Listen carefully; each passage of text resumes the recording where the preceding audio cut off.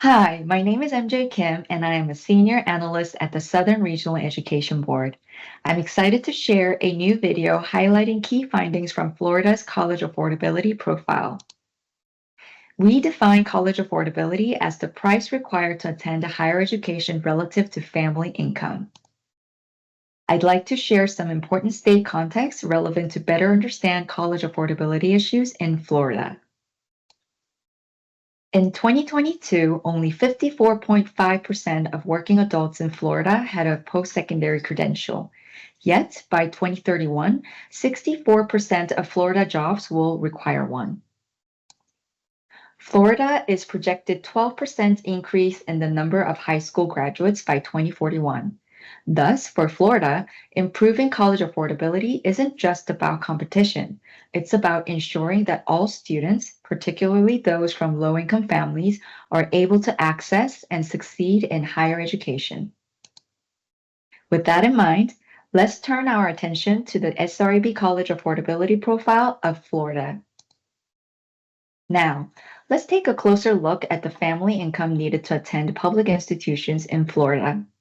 The state demonstrates strong affordability metrics across all institution types, with required family income percentages lower than SREB averages, particularly for four-year institutions.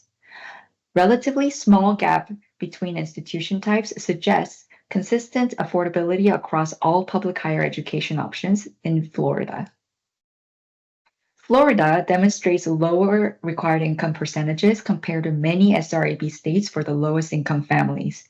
Two-year institutions show strength in affordability, requiring less than half the income percentages of four-year institutions. The stability of these percentages over time and the relatively small gap between institution types suggest a coordinated approach to maintain affordability. Florida shows a strong preference for merit-based aid, with funding levels significantly above both regional and national averages. The state spent $293 on average per FTE for need-based aid in the academic year of 2021 and 2022, much lower than the SREB and national averages. Florida demonstrates lower student borrowing levels than both SREB and national averages across all institution types. While four-year institutions show decreasing borrowing trends, two-year institutions experienced an increase.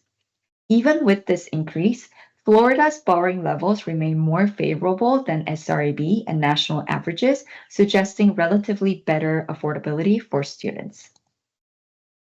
Lastly, I want to talk about the operational funds available per full-time equivalent student.